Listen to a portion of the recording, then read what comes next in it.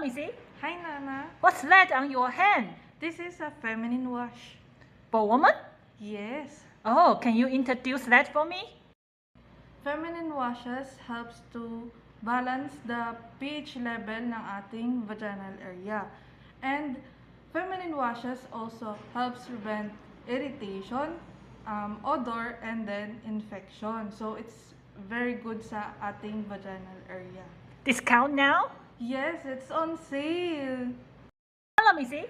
Hi, Nana. What's that on your hand? This is a feminine wash. For woman? Yes. Oh, can you introduce that for me?